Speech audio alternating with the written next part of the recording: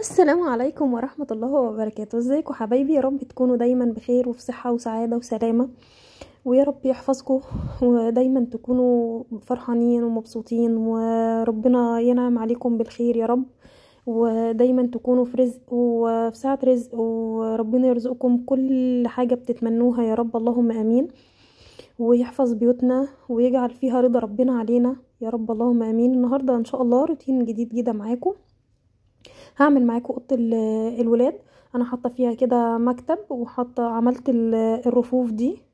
جبت من عند الناس اللي هم بتوع البوهيه والحاجات دول، اللي هم بيبيعوا. والله عايزه افتكر اقول لكم بالظبط، الناس اللي هم بيبيعوا المسامير، افتكرت، اللهم صل وسلم على سيدنا محمد. الناس اللي بيبيعوا المسامير والحاجات دي عندهم استندات كده سلس، هتشوفوها معايا دلوقتي. خليت جوزي علقها لي او ثبتها لي يعني في الحيط، وعملتها كويس وجبت خشب، حطيتها عليها كده بقت زي الرفوف. وبحط لولادي علشان ما احطش حاجات كتيره على المكتب، يعني كتب وكده.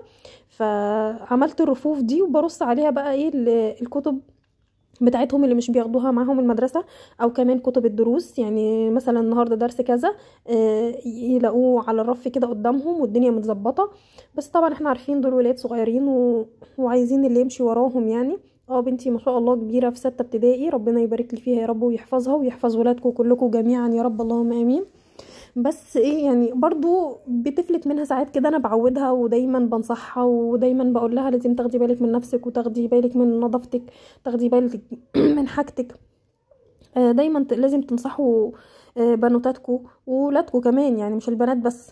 بس دايما البنت انتي بتبقي صاحبتها، لازم تفهميها كل حاجة. وكمان ده سن خلاص يعني، بدأت بقى اللي هو في السن المحير ده، اللي هو لازم تفهميها كل حاجة وأسئلة كتير وده ايه وده ليه وده بيحصل ليه وكده، فاهميني؟ فدايما بحاول ان انا اوجهها ان لازم تهتمي بحاجتك، بنظافتك الشخصيه، بهدومك، بدولابك،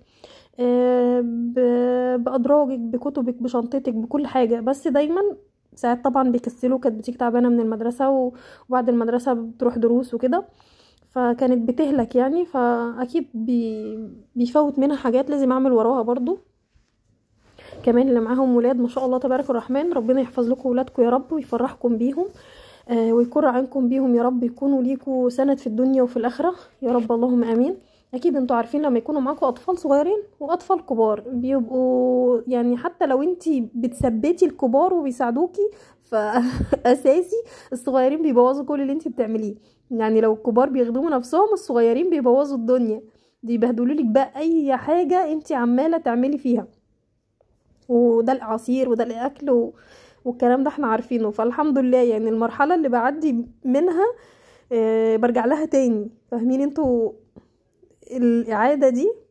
يعني ما صدقت ان بنتي ما شاء الله كبرت، اخوها وراها، عدت مرحله الابتدائيه والتاسيس والكلام ده. ابني ما شاء الله دلوقتي في اولى ابتدائي، اللي بعده داخل سنه اولى، داخل كي جي 1 السنه الجايه ان شاء الله، فهعيد مرحله الكي جي تاني، فاهميني؟ هعديها. اخته بعده ربنا يبارك يا رب وربنا يحفظهم لي يا رب، اللهم امين. هعيدها تاني، فاهمين؟ يعني كل ما اعدي من مرحله برجع لنفس المرحله تاني. فربنا يقوينا ويعيننا يا رب على اولادنا ويحفظهم ويهدينا عليهم، يهدي لساننا كمان، لان احنا دايما اكيد بنتعصب من كتر التعب ومن كتر طول اليوم ما بتقعديش، وطول اليوم في المطبخ، وطول اليوم بتروقي، وطول اليوم بتعملي غسيل وبتطبقي غسيل وبتمسحي وبتكنسي، وممكن تبقي لسه اصلا منضفه وفجأة تلاقي كوباية عصير تيش وقعت اتدلقت، بوظت لك كل حاجة انت عملتيها.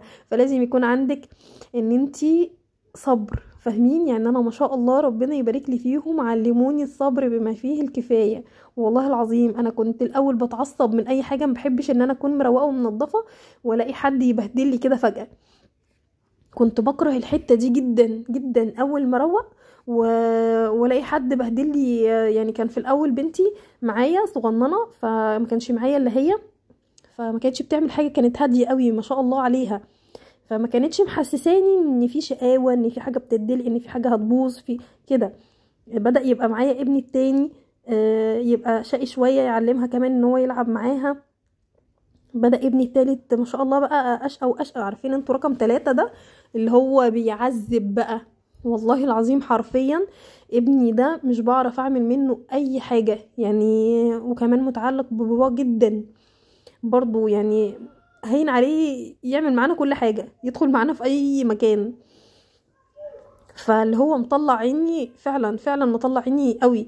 فبدأت اللي هو بقى خلاص اتعود، مرة في مرة انا كنت الدنيا هادية معايا، مرة في حد بيعمل، في حد ما بيعملش، ده هادية ده شقي، ده اشقى منها. بنوتي الاخيرة برضو بتتعلم طبعا منهم، فاللهم بارك ربنا يهديهم. بدأت بقى اتعود ان لا، انا بقول لكم الكتاب ده احداث النهاية جميل جميل الكتاب ده جدا. فاللهم صل وسلم وبارك على سيدنا محمد. اللي عنده اولاد لازم يكون عنده صبر وطولة بال، واحلى حاجة ان انتي تصبري بيها على اولادك هو ذكر ربنا. اجمل شيء في الدنيا هو اللي هيهديكي. عارفة لا زوجك هيهديكي، ولا مامتك، ولا باباكي، ولا اخواتك، ولا اي حد. مهما اتكلمتي مع اي حد صدقيني وريحك بالكلام، فربنا اجمل بكتير لما تتكلمي معاه. عارفه لو انتي قفلتي خالص ولقيتي نفسك هتتنرفزي وتتعصبي وتمد ايدك، قولي لا اله الا انت سبحانك اني كنت من الظالمين، وخدي نفس عميق كده، وصدقيني لا تلاقي نفسك بترتاحي، هتلاقي نفسك بتمتصي غضبك، هتلاقي نفسك بتهدي. استغفري كتير كتير جدا، قولي اللهم اني استغفرك واتوب اليك، اللهم اني استغفرك واتوب اليك. يعني كل ما تلاقي ابنك، طبعا انتوا عارفين الولاد بيتعصبوا وبيعصبوا الواحد وبيقعدوا يرغوا كتير وطلباتهم كتير وانتي بتتعصبي عليهم، لا هتلاقي نفسك هيطلبوا طلبات كتير كده وانتي هتبداي تتعصبي. امتصي غضبك بالاستغفار بالدعاء، والله العظيم والله العظيم حرفيا لا تحسوا بالفرق، وهتلاقوا نفسكم هاديين وبتهدوا جدا على اولادكم، والدنيا بتتغير من حواليكم. لان فعلا القرب من ربنا ورضا ربنا علينا حاجة جميلة جدا. انا كنت بوريكم من شوية، كنت بلم السبحة بتاعتي دي 1000 حباية. انا من عشاق السبح، اللي بحب جدا اسبح طول ما انا موجودة قاعدة. فكنت بدأت طبعا بالصغيرة 33 وبعد كده 100، والصراحة حبيت ان انا اجيب 1000 دي جدا. فبحبها قوي. الواحد طول ما هو قاعد مخنوق او زهقان او اي حاجه، لو خدتيها كده وقعدتي مع نفسك كده مع ربنا بتسبحي، زائد ان انت بتاخدي حسنات، انت بتكلمي ربنا عن طريق السبح، يعني بتسبحي كده. فدي حاجه بتبقى مريحه جدا ان انت تقعدي في حبه كده في هدوء، ولو صليتي ركعتين كده وقعدتي تسبحي شويه، يا على الجمال على الجمال والراحه النفسيه، والله العظيم حاجه جميله جدا. انا فعلا كنت بعاني من حاجات كتيرة قوي في حياتي ومن مشاكل، دايما احس ان انا مخنوقة زهقانة مش عارف ايه.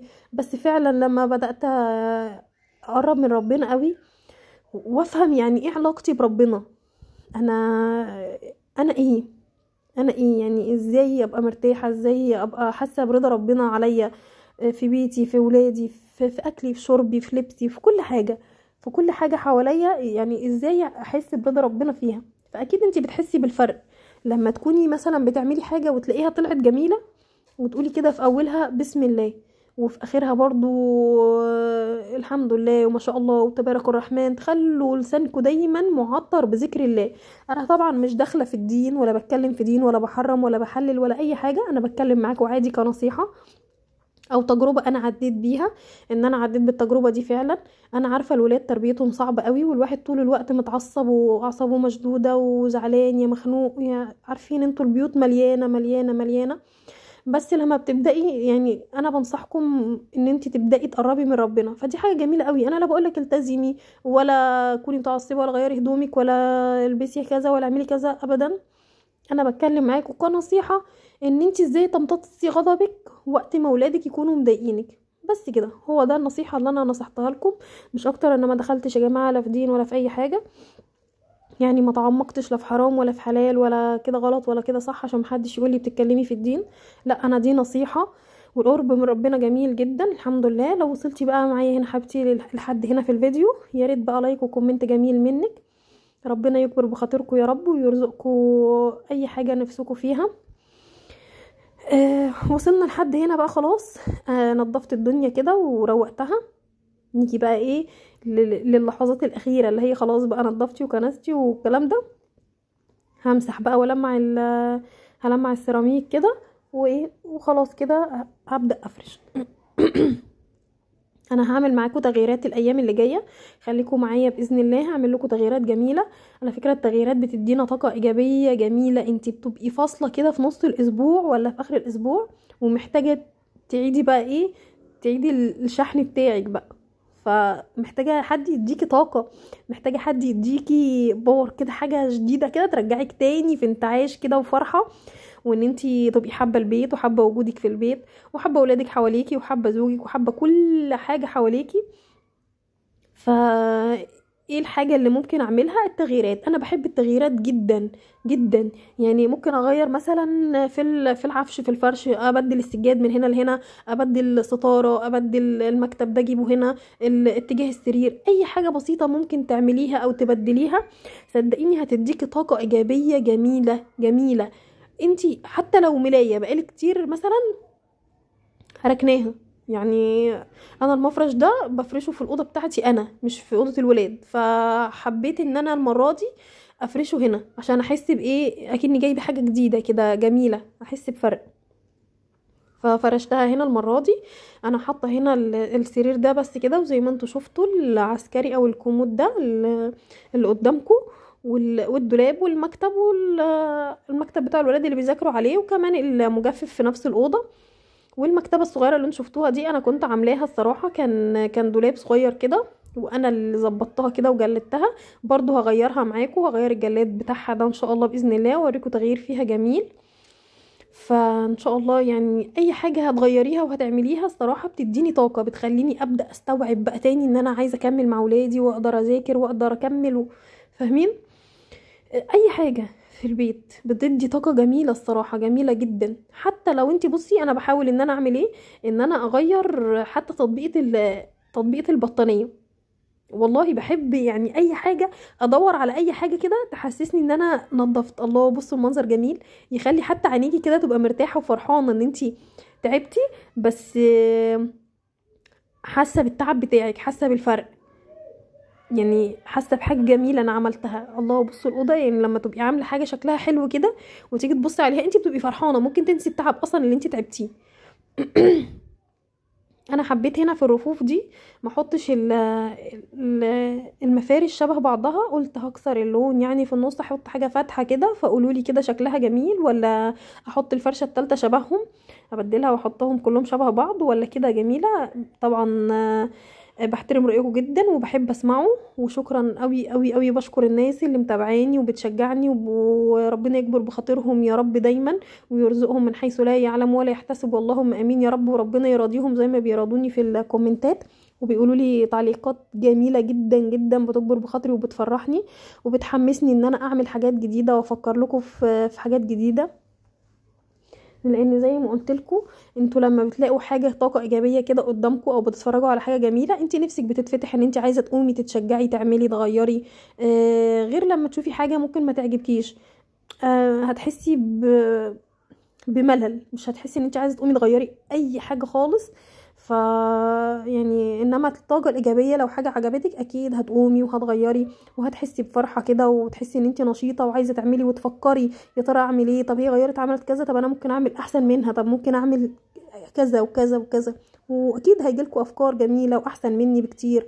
احنا بس بنشجع بعض مش اكتر، كلنا ستات نضاف وحلوين وبنعمل حاجات جميله كده. خلاص انا خلصت الاوضه اهو. بصوا فوانيس رمضان الجميله ده مش هين عليا اشيلها خالص، مع اني حاطه في المكتبه دي ليد بس الفيشه بتاعتها بايظه. المكتبه دي بتنور كده ليد، فبس الفيشه للاسف بايظه، كان نفسي انورها لكم، ان شاء الله هبقى انوره معاكم.